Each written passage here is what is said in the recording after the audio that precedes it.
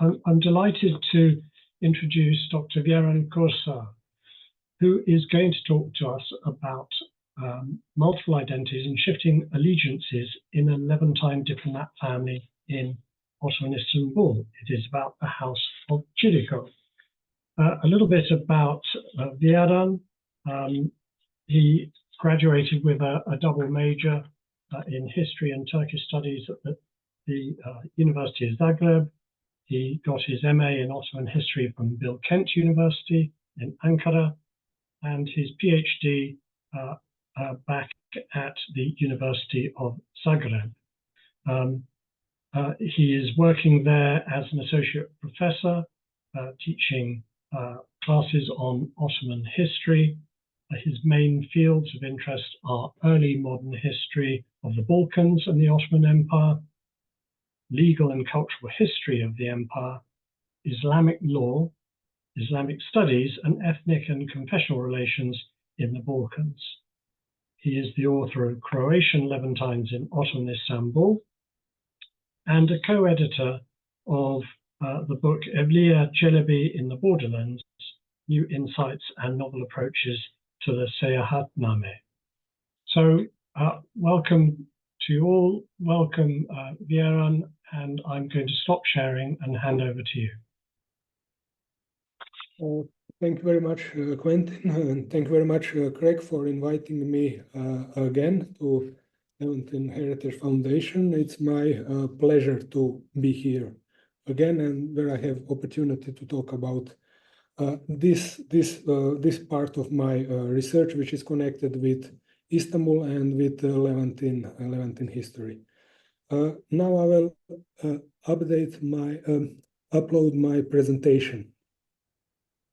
Do you see it? Yes, if you just put it. Okay. That's good. Okay, then.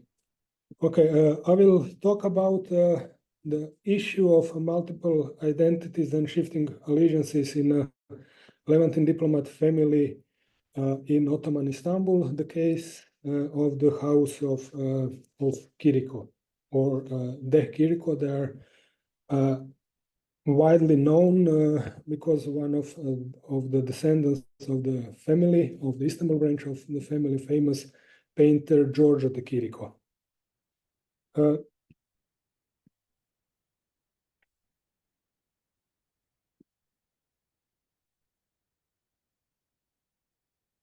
The House of Chirico was established in Istanbul by Luka Chirico, who was the consul of Republic of Dubrovnik from 1688 to 1749. He was also the first dragoman of England and the Knight of Saint Sepulchre of Jesus, a well-known person in Constantinople Levantine social life, and affluent merchant and entrepreneur. The problem of origin of Luka Chirico is still a hotly debated issue among historians and art historians.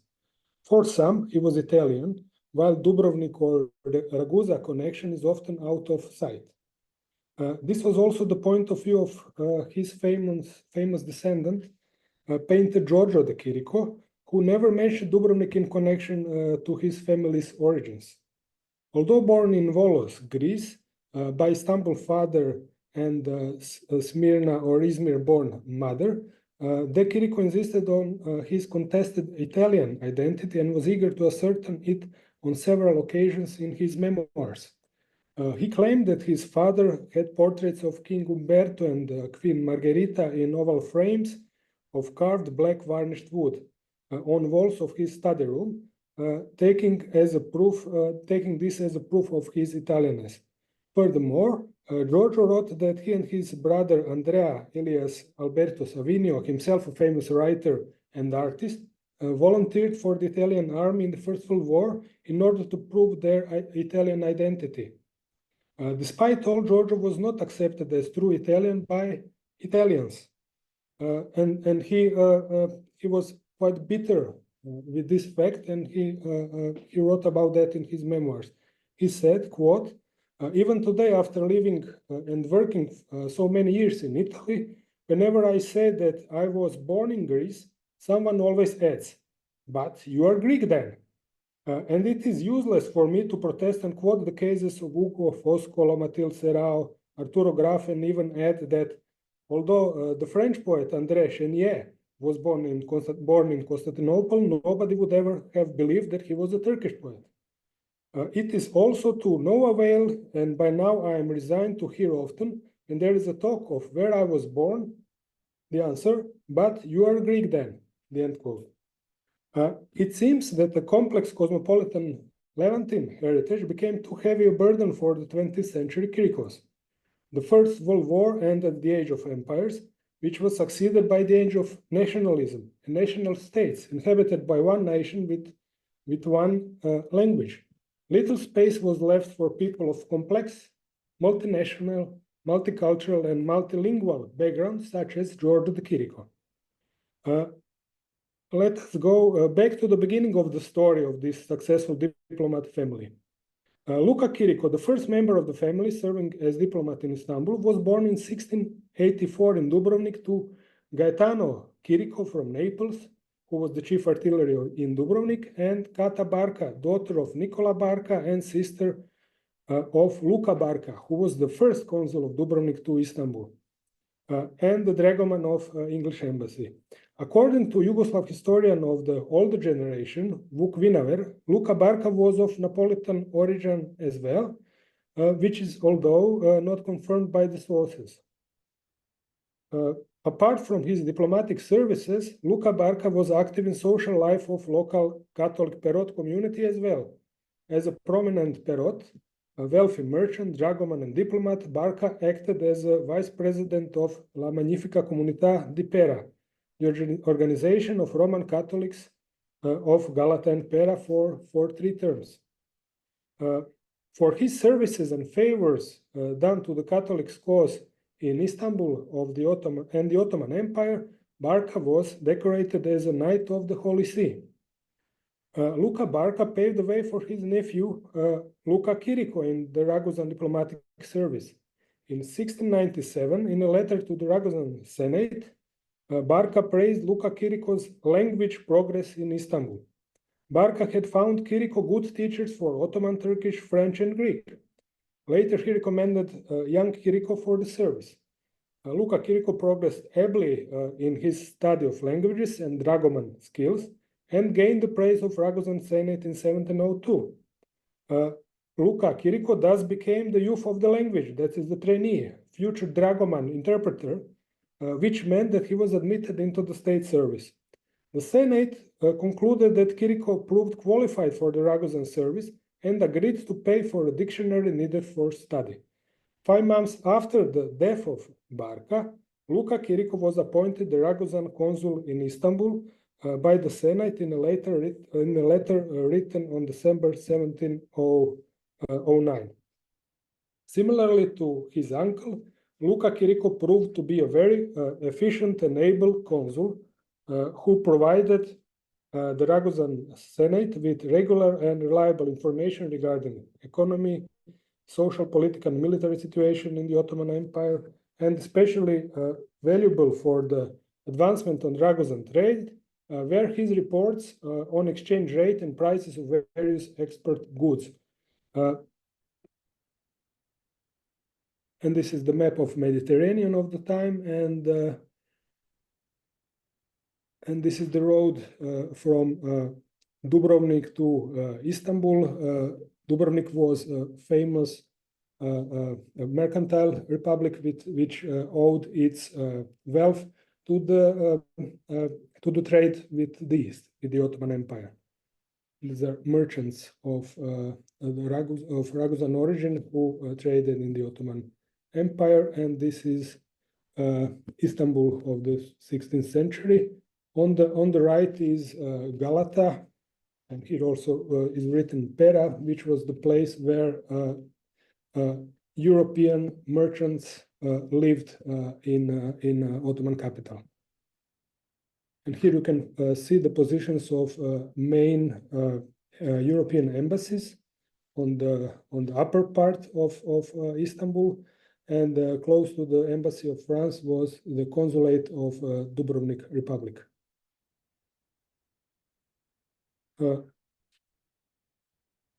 Perhaps the greatest benefit for the Republic of Dubrovnik was gained from Chirico's involvement in the negotiations during the Passarovitz peace talks in 1718. Although the Republic of Dubrovnik did not have a right for an official representative in Passarovitz, de facto its interests were defended by Chirico, who was the official dragoman of the English representative Sir Robert Sutton. Venice was eager to preserve the territories conquered during the war, including Dubrovnik's hinterland, which would have meant that direct territorial connection between the Republic of Dubrovnik and the Ottoman Empire would have been lost. The Ottoman delegation did not accept the uti possidetis concept for the part of the border around Dubrovnik and insisted on the solution from the earlier Treaty of Karlovitz from 1699, when the Ragozan diplomacy with Luka Barka behind the scenes in a similar scenario managed to remove Venice from its land borders. Eventually, the Ragozan-Ottoman border remained as it was fixed by the Treaty of Karlovitz, which again can be regarded as a great victory of Ragozan diplomacy against its Venetian counterparts. The conclusion of the Peace of Passarovitz was, as historian of the English embassy in Istanbul, A.C. Wood put it, what a great personal triumph for Sutton, and a valuable contribution not only to the peace of the Balkans, but to that of all Europe, the end quote. Luka Chirico took a part in the triumph as the Sata's interpreter as well. As revealed in the diary of Chirico's chaplain, Michele Pešić, Luka Chirico had a very intimate and friendly relationship with Sutton, beside the official service, and was his boon companion and regular guest at the English representative's table. Chirico remained in the position of the first dragoman of England until the end of the post of the next ambassador to Istanbul, George Kay, Earl of Kinul, who was in the office from 1729 to 1735. Kinul praised Luka as dragoman that, quote, is allowed by everybody here to be one of the most stable that ever went to the port, end quote. In time, however, despite his dragoman's obvious skills, the position of Ambassador Kinul, together with Chirico as his first dragoman, deteriorated. According to Nigel and Caroline Webb, inexperienced as he was, the Ambassador Earl Kinul did not match the requirements of the post, as important challenges arose unexpectedly, even for the English crown in the period after the Peace of Karlovitz, 1699, and the balance of power, both in the Ottoman Empire and Europe, was constantly shifting. Webb suggested that, quote, it may well be that Kinul's appointment had more to do with the perceived need to remove him from London than with any qualification for the job, end quote. During the diplomatic crisis caused by the War of the Polish Succession of 1733 to 1738, the ambassador and his first dragoman were accused by the representatives of Russia, Austria, and Holland as being pro-French, while Chirico himself was accused of being both a French and Ottoman agent.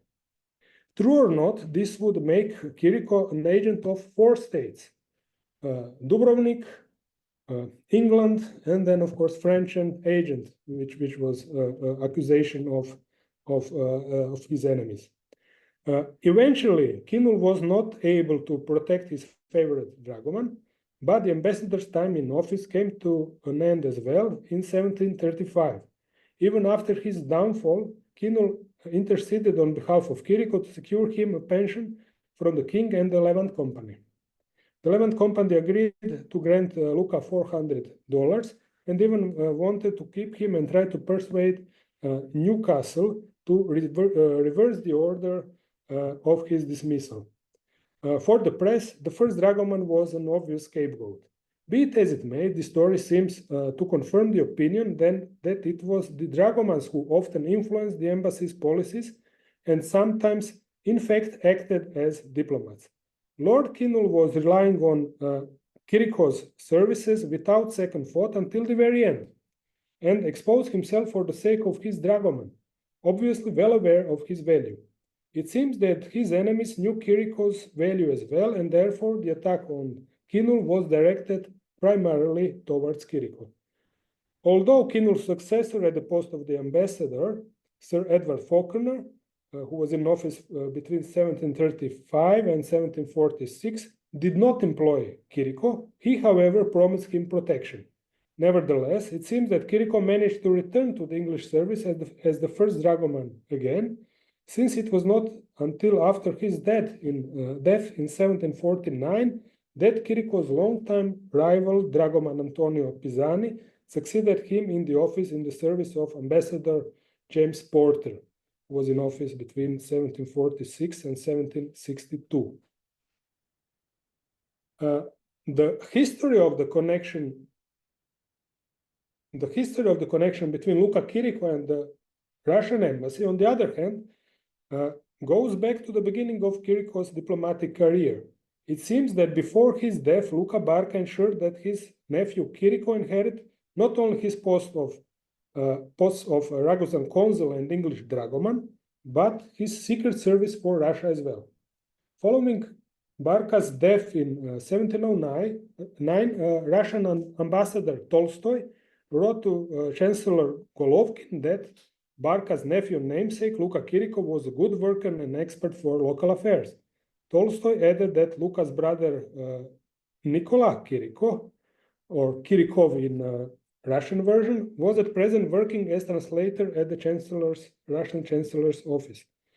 These recommendations, as well as the reputation of his late uncle, gained Luka Chirico acceptance into the Russian service as a secret informer and advisor for Ottoman affairs. As a Russian agent, he worked under the secret name of Makary Stepanov. In addition to great knowledge of Ottoman affairs, Chirico's connection at the Ottoman court, as well as his connection to the British embassy, where he worked as dragoman, made his services invaluable to Russian embassy. Chirico's information, analysis, and advice during the Russo-Ottoman War, 1710 to 1713, the campaign of Prut, and the negotiation of peace treaty of Edirne in 1713, greatly helped the Russian side.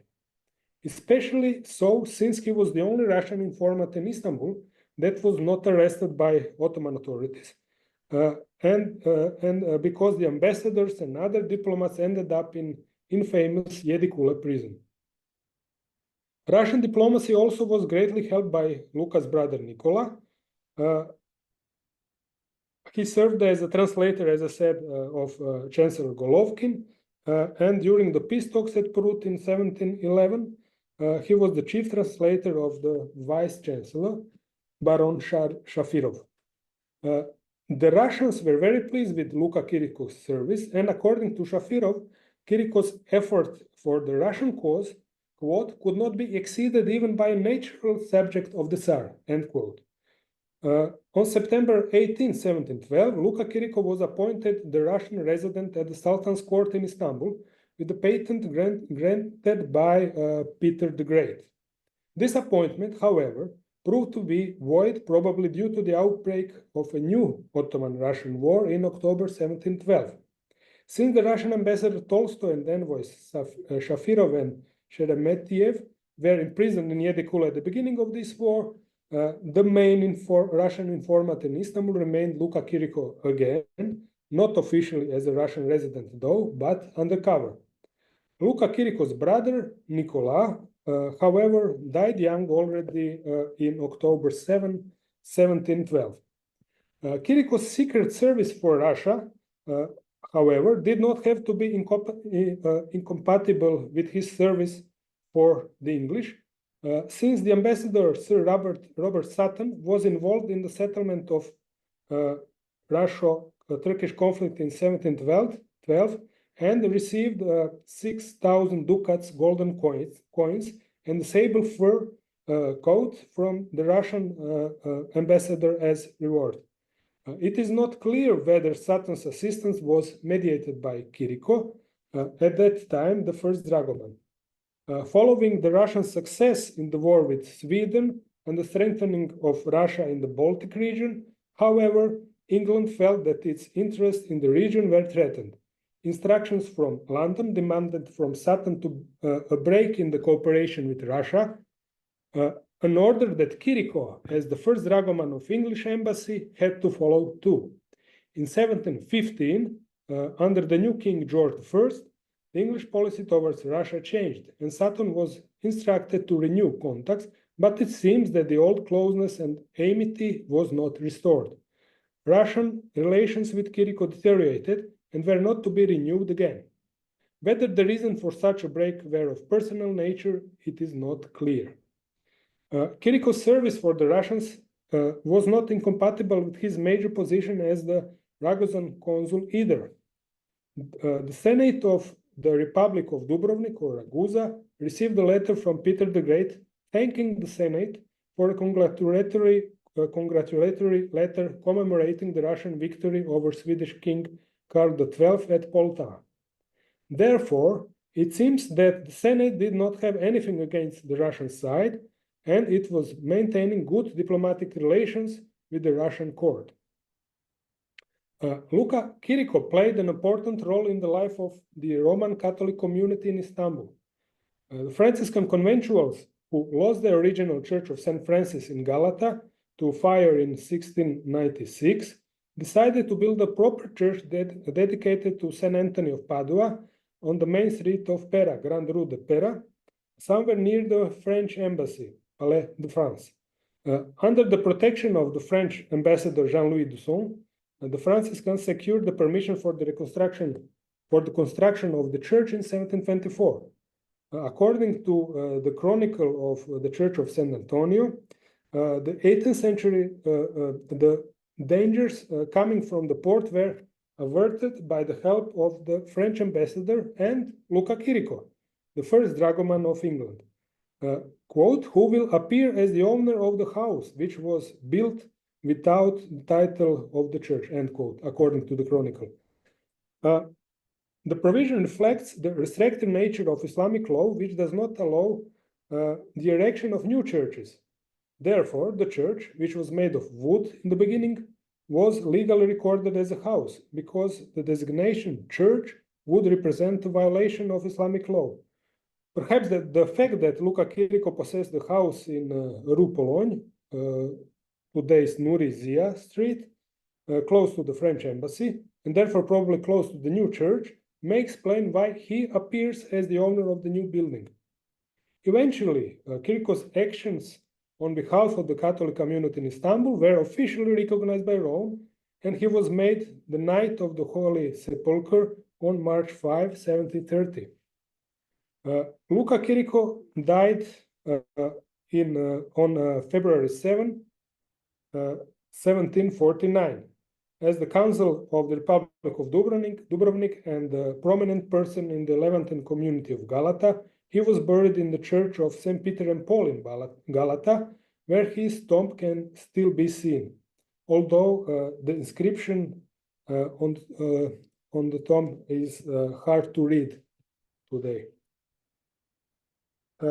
Erected in the beginning of the 15th century and functioning without interruption throughout the late Byzantine and Ottoman periods until today, the Church of St. Peter and Paul was one of the oldest and most venerable Catholic churches in Istanbul, that is Galata and Pera. And this is the later building of Church of St. Anthony. This is the modern building, which is not in the same place. It's on the Istiklal Street, but this is the modern building. And earlier, the church remained kind of a special church for Ragozan community in Istanbul. And they had an altar for Ragozans in that church with this beautiful painting of Pascal Sarullo, which depicts Saint Blaise the Martyr with Saint Mary the Immaculate and Saint Francis over Dubrovnik, which is below. You can see the walls of the city of Dubrovnik. Now I will skip to the late 18th century and the last Ragozan consul, Federico Chirico. He was married to Catherine Danet, a member of another local dragoman family. And that was the case for most of members of the Chirico family. They intermarried usually with influential people from European and mostly Levantine background, who were themselves dragoman of other embassies, and therefore they established a great network where they could gather information from the dragomans of other European embassies. For instance, Federico Chirico was married to Catherine Danet, a member of another local dragoman family, while their daughter Lucia later married the dragoman of Austria, Giovanni de Testa.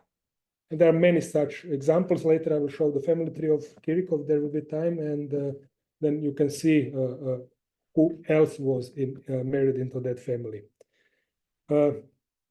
Unlike earlier consuls, Federico Chirico had the title of Consul General and arranged for the services of a secretary of the consulate as well. The general increase of consular work due to the appearance of large number of Ragozan ships, captains, and merchants in Istanbul was recognized by the port when it issued permission to Chirico to hire a second dragoman for the consulate in 1800. The great diplomatic success of Chirico was the opening of the Black Sea for Ragozan ships and establishment of lucrative trade with Russia in 1802, which resulted in the opening of the consulate in Odessa.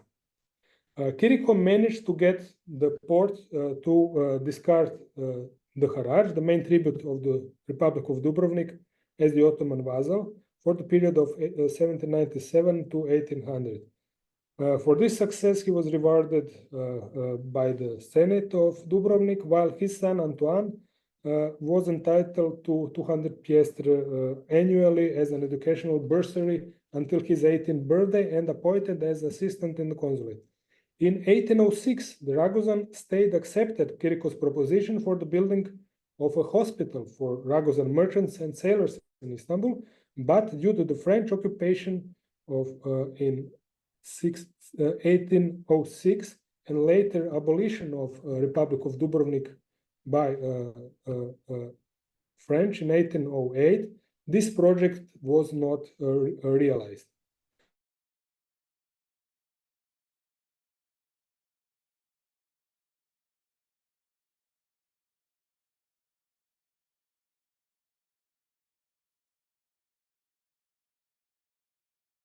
Fraternity of St. Anne. As the president based in the Church of St. Benedict, Chirico acted against an attempt of the new representatives of revolutionary and anti-clerical France to exercise control over the church.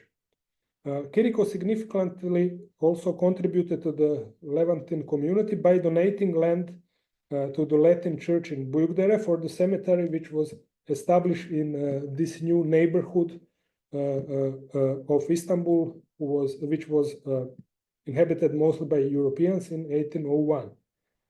The street leading to the graveyard in his honor was named the Chirico Street.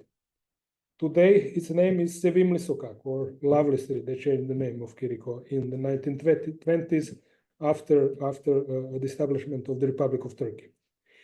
In summer 1818, Federico Chirico was among the leaders of local Catholics that requested the establishment of the parish in Buyukdere from the Roman Sacred Congregation. Although Federico Chirico did a great deal for the Ragozan cause as the consul in Istanbul, his overall reputation is negative in Croatian Ragozan historiography due to his alleged betrayal in the last years of the Republic of Dubrovnik. Ottoman documents reveal more about Chirico's role in the final attempt to save Republic from French and after the fall of Napoleon, Austrians who occupied Dubrovnik after defeat of Napoleon. While Ragozan historiography blames Chirico for revealing secret talks and diplomatic actions to Austrians, an Ottoman document concerning Ragozan diplomatic action in the time of the Congress of Vienna shows that Chirico acted in coordination with Miho Bona, the Ragozan representative in Vienna, with the task to persuade the representatives of the great powers to renew the Republic of Dubrovnik. Chirico's task was to convince the Porte to pressure the Habsburgs to restore the Republic of Dubrovnik as its suzerain for 400 years, and at the same time to remind the Austrian internuncio of the legal and historical rights of the Republic. In doing so, Chirico translated Bona's memorandum to the Habsburg Emperor and wrote his own memorandum explaining the free status of Dubrovnik under the Ottoman protection. This effort, although Chirico got the support of the Porte, did not change the course of the events. The Congress of Vienna in the end confirmed the Austrian possession of Dubrovnik, and the Republic was never renewed. It became the Austrian territory. Eventually, Chirico realized that it was time to abandon hope. In a letter written on January 30, 1816, to the Ottoman Minister of Foreign Affairs, Chirico submitted the office of the Consul of the Republic of Dubrovnik and all instruments of his authority and flag also into the hands of Ottoman Sultan as the protector of its vassal, the Republic of Dubrovnik.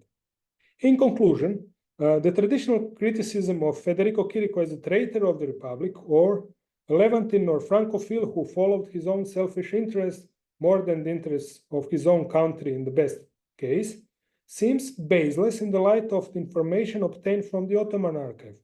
Chirico was acting on behalf of the Republic of Dubrovnik even after it ceased to exist following its abolition by the French in 1806, 1808, and continued until the Congress of Vienna definitively removed any hope of its restoration by confirming its annexation to Habsburg monarchy.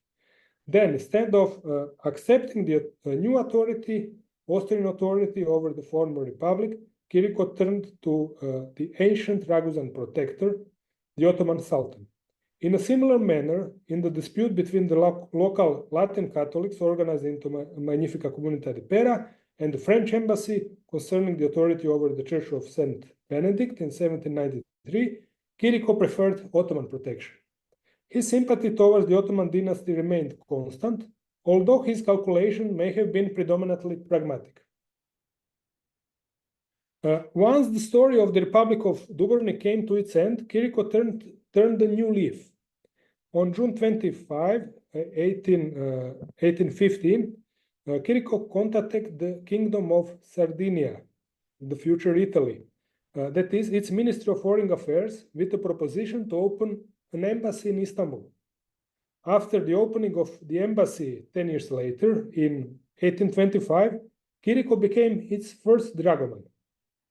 During the long interim period, he acted as chargé d'affaires, functioning as the ambassador of the Kingdom of Sardinia. In Ottoman documents, he is mentioned as the interpreter, dragoman, that is, quote, the old man Chirico, the interpreter of Sardinia, end quote. Later, on other occasions, as in 1834, he was entitled as a chargé d'affaires of the Kingdom of Sardinia. The dynasty of Savoy was grateful for Chirico's services and granted him the Cross of the Knight of the Order of St. Maurice and Lazarus, La Croce di Cavaliere di Grazia dell'Ordine dei Santi Maurizio e Lazzaro, in addition to an excellent salary. In 1833, Federico Chirico was retired on the basis of his advanced age, 69, and weak health by a decree of King Carlo Alberto, who emphasized the merits of Chirico's service for the Kingdom of Sardinia and provided him with a substantial pension of 12,000 liras per year. A couple of years later, however, the new chargé d'affaires of Kingdom of Sardinia, Count Philip, became ill and died in Istanbul. The old man Chirico, the former chargé d'affaires, was again appointed in his place. It seems that despite his age, Chirico was still fit for the position.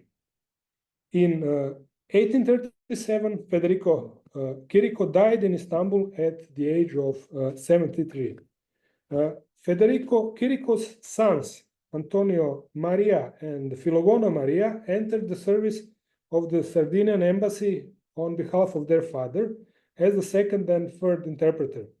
While Filogono Maria Chirico died at a very young age in 1826, Antonio Maria was promoted to the chancellor of the first class of the consulates of Levant. In 1835, however, Antonio Maria Chirico's service at the Sardinian embassy ended.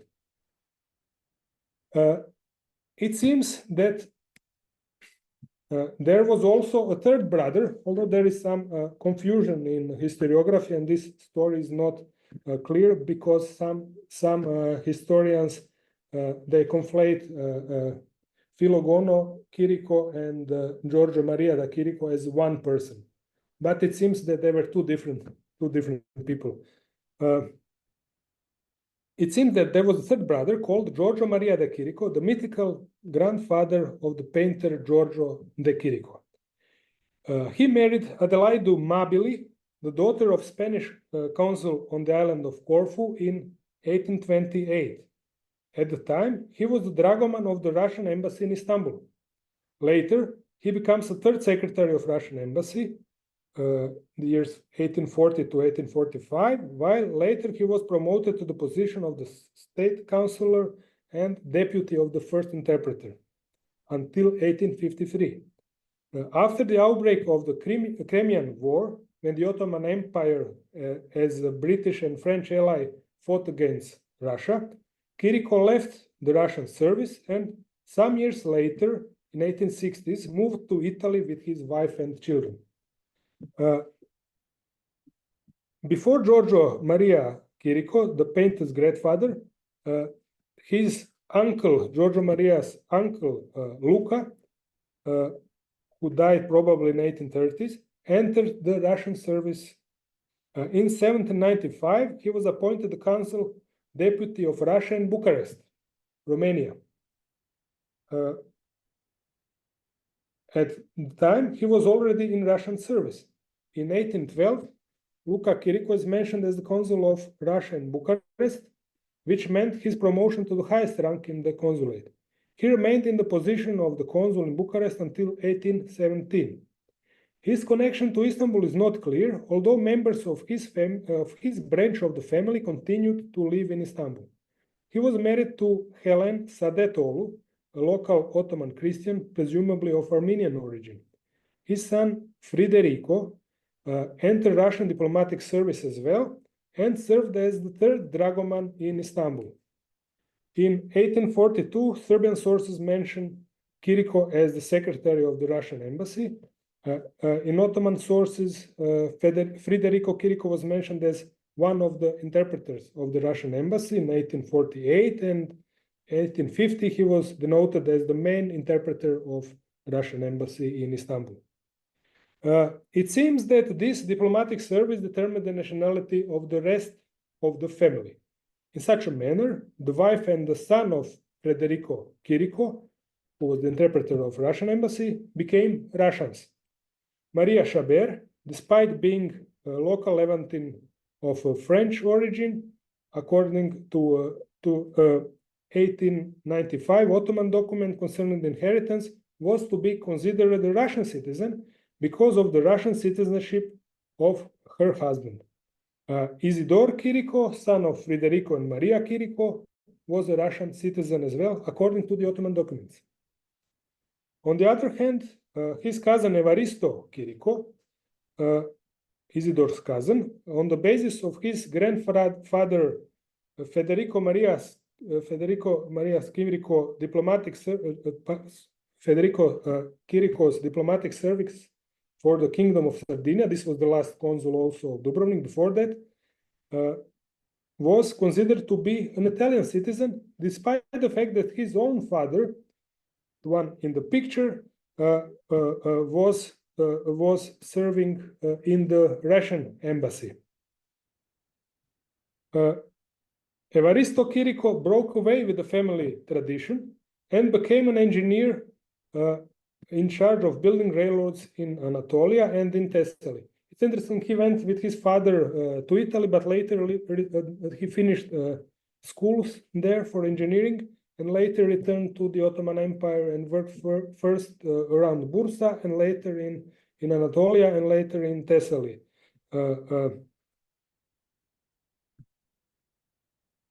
And later he moved together with his family in 1881 and settled in the town of Volos in today's Greece. And that's where the painter Giorgio de Chirico and his brother Alberto Savinio were born. Evaristo Chirico represented Greece at the Universal Exposition in Paris in 1889. In 1896, Evaristo was awarded the Ottoman medal Nishani Mejidi as the director of the Thessaly railroads during the Greek-Ottoman War of 1897 to 1896, when the Volos was occupied by Ottoman forces. However, Evaristo distinguished himself by economic and diplomatic favors towards Greece, and he got a medal from the Greek king at the time. Following his death in Athens, his wife and two sons, Giorgio de Chirico and Alberto Savinio, left to Europe to finally permanently settle in Italy. And this is one of the paintings of Giorgio de Chirico, entitled "The Family of the Painter" from 1926. And here is the Chirico family's tree. It's a copy of the Mihail Dimitris Turza's work, published in Dictionnaire historique et généalogique des grandes familles de Grèce, Albanie, and Constantinople. It is not 100% precise, but it gives a good idea. I don't know how much you can see here. You have all of these famous Istanbul's dragomans, European dragomans, who work for great powers, embassies. Pini, who was dragoman of Venice, Danet, who was dragoman of England, Deval, who was dragoman of France, De Testa, and many others. So this network that members of Chirico family created by intermarriage with other dragomans, other diplomats local diplomats in Istanbul, provided them with great power and with a great amount of information and knowledge of the situation in the Ottoman Empire. And this is the other part of the family tree. In conclusion, following the example of other foreigners in Istanbul's European quarters of Galata and Pera, the members of the House of Chirico married with members of other immigrant Western European communities and long-settled Levantine families. In this respect, the Chiricos swiftly assimilated into the Levantine community and became one of the most influential family in this non-national or supranational cosmopolitan community of people of the same Roman Catholic faith and culture. The close connection of the members of the Chirico family with the Church and Roman Catholicism became an important part of identity of this ethnically composite family.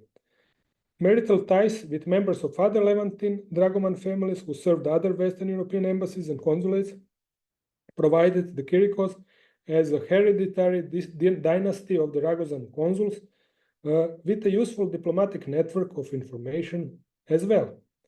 Following the abolition of the Republic of Dubrovnik in 1808 and finally occupation by Austria in 1815, the House of Chirico, like some other old Ragozan families in Istanbul, did not shift its allegiances to Austria as the occupier of their homeland.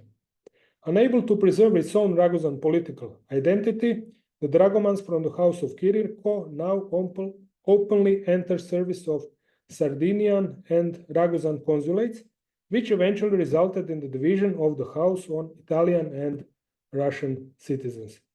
Thank you for your attention. Great, thank you very much, Vjeran, for that talk. Very interesting to hear about the Chirico family.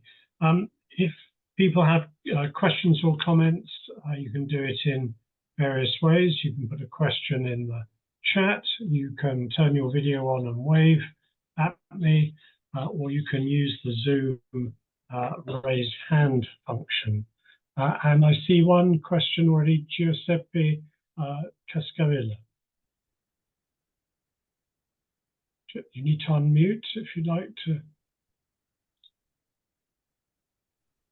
Oh, good evening, and thank you very much to Vjeran for this very, very fascinating talk. It's the story of the Chirico family. It's a very Ragusan story for all the allegiances and changes.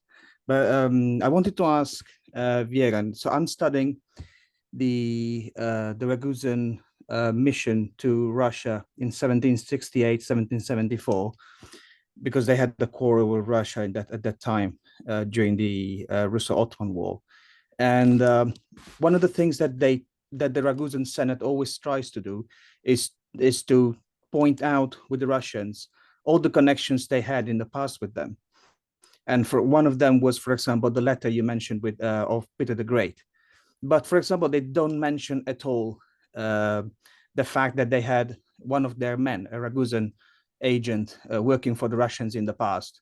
So I'm asking myself if the Ragusan Senate, if the Ragusan Republic knew that Luca Chirico was working as a Russian agent at that time. Thank you for your question. That's a very, very interesting topic, and I'm also interested in your research. But for your question, I'm not sure. I don't know. I have no such confirmation in sources. Maybe he was acting in secrecy, not informing the Ragusan Senate. But as I said, I think it will not be something very strange for the Dubrovnik, because Dubrovnik was, as you know, the hub of information sharing between East and the West.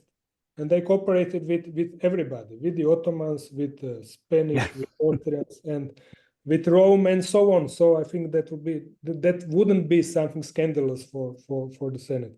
But maybe he didn't tell them. I don't know. It was kept by the secretly by the Russians themselves. They didn't want to know. So this information I collected from Russian literature, not from the Ragusan or Ottoman. Okay, thank you. Thank you. Yeah, and I have a question. Maybe I missed it. Did the Republic of Ragusa ever have its own embassies, or did it always see itself having this role as an intermediary, and therefore the dragomans were intermediaries by profession rather than professional diplomats or appointed ambassadors? Chiricos were there was another one, consul called Zurich. He was the only one who was not from the Chirico family. They were officially consuls, not with the rank of the ambassadors, because ambassadors were coming every 3 years to Istanbul, carrying this tribute, the haraj, as a symbol of their own vassality towards the Ottoman Empire, and as a payment for the protection by the Ottoman Empire and the right to free trade on the Ottoman territory. And then they would travel through this road that I show on the map, through the Balkans, and bringing the 12,500 golden coins to Istanbul. And then they would stay for some 6 or 8 months or so in Istanbul, and then they were acting as the ambassadors. But otherwise, from the late 17th century, they had permanent consul there who was all the time in Istanbul, and these were members of the Chirico family, and one term another person called Giorgio Zurich was serving as the consul, not the ambassador. Okay, thank you. I mean, it seems very often that they had not divided loyalties, but multiple loyalties. And if you were, let's say, the British ambassador, the English ambassador, did they trust their dragomans, or were they so dependent on them because of their skill in negotiation their access to the court, that they had no choice but to trust them up to quite a considerable amount. Yeah, I think you are right. In the beginning, especially, they did not have their own interpreters, so they were relying on local people. People like Chirico, who proved to be very successful, very able. The dragomans were not only the interpreters, were not only translators. There were people who knew, local people who knew to which person to apply, who had this networks of people in important positions on the Ottoman side, in other embassies, and so on. So their role was very, very important. And according to some, and I think Philip Mansell also wrote about that in his book on Constantinople, City of World's Desire, that often the dragomans were the people who were creating the policy, the politics in big European embassies, at least in this early period. In the early period of European diplomacy in the 17th and 18th century. So sometimes ambassadors were more, let's say, figureheads or nobility appointed as representatives, but not as policymakers. Is that fair? Yeah, maybe, though I don't think they represented themselves as such in London and in other European capitals, but I think they relied a lot on local people. I think that the main problem for them is to find someone who is able and who knows his job as a dragoman. And provides continuity, I suppose, as well. Yeah. And probably that's why it also passed from father to son and on through the generations. Yeah. And thanks to all of these family networks with other European dragomans, so I mean, that was really a huge capital for the family. Okay. Any questions or comments from anybody else? If not, can I ask about your sources? Were any of these direct family records? I think you mentioned Ottoman archives. Can you just sort of tell us a little bit about the sources of the information on the Chirico family? Unfortunately, I didn't find the family archive of the Chirico family. The most of the information that I used are from various archives, Ottoman archive, Raguzan archive, but also from the local church archives in Istanbul, like the records of baptism, of marriages, death, and so on, where I could reconstruct in part, because they are not fully complete. I could reconstruct these networks and the connections between different families, not just the year of someone's birth or death, but also with whom they married, who were at the baptism working as godfathers, godmothers, and so on, which is important, I think, to make an idea of this web of connections. Okay, thank you. Question from Anthony Wynn. Can you tell us anything about how the dragomans were paid? That's a good question. The first consul, Luca Barca, the uncle of Luca Chirico, he was firstly a merchant. He was a very successful merchant. He was one of the richest merchant of Raguzan origin in Istanbul. He learned Turkish language so well that he was helping these ambassadors when they would come to Istanbul, helping with translations and so on, and also with his networks. Later on, he was appointed the consul, but he continued to work as merchant as well. And that we also see with Luca Chirico. He also trades with wine because local diplomats, they didn't have to pay taxes for wine. They were actually trading in wine, claiming that this is for their own use, for the use of the members of the embassy, and for special dinners and so on, for gatherings, diplomat gatherings and so on. But the amount of the wine that they were buying, it's too big. It's impossible to drink such amount. So obviously this was used for trade. It's not only case for the Ragozan embassy, but also for French and for some other, for Venice and for some other embassies in Istanbul. So the money that they were getting as dragomans or as consul was not enough at the beginning. So they had to have some other businesses, which is unthinkable today. Immediately, such diplomat would be impressed, would have to resign. It would be scandalous for us today, but then it was normal for a consul, for a dragoman to have some other business in order to keep his budget workable for him, for his life. Is there a sense that over time, dragomans became more recognized as a profession and paid as such? And were restrictions ever put on them on their external activities? As far as I know from Dubrovnik archives, no, they didn't interfere into that, because they didn't want to pay them extra to increase their salaries. So they would give them just the minimum. Sometimes it was not even enough for them. Some of them really did not have enough resources coming from the state, from Dubrovnik. So they had to actually have something extra on the side.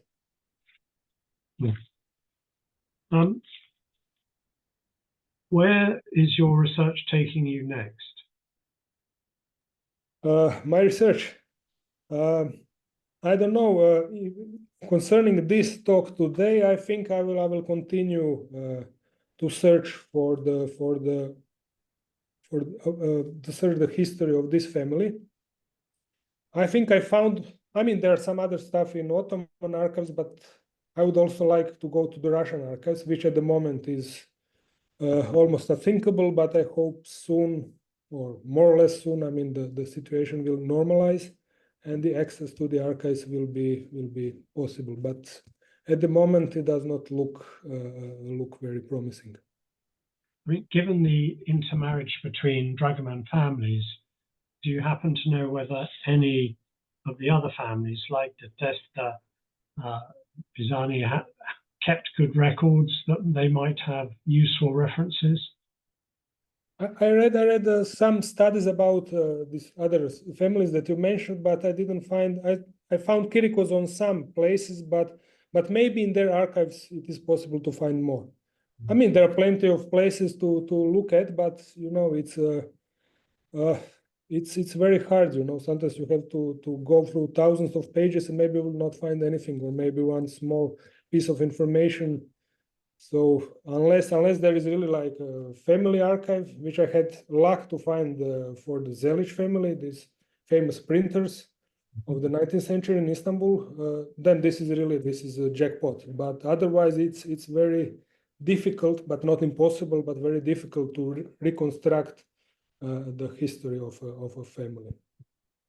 Well, just to say that we would be very happy if you have specific research questions about a family member or event or something. We can put it out to our network and see if anybody happens.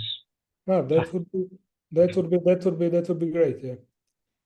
The next year, I was also thinking of going to. I will be in England for several months, and I will probably go to the National Archives and check for the Chiricos actually in British archives. There must be something about them too in British archives. Okay, well, excellent. Well, anything we can do, please don't hesitate to ask. Before we close, does anyone else have any questions, comments, thoughts for Vjeran? No? Okay, well, just to say thank you very much for your talk and for your answers to the questions. And we look forward to following up, staying in touch, and helping you with your research. And thank you to our audience. We look forward to seeing you again soon at another event. Goodbye. Bye. Thank you very much. Bye.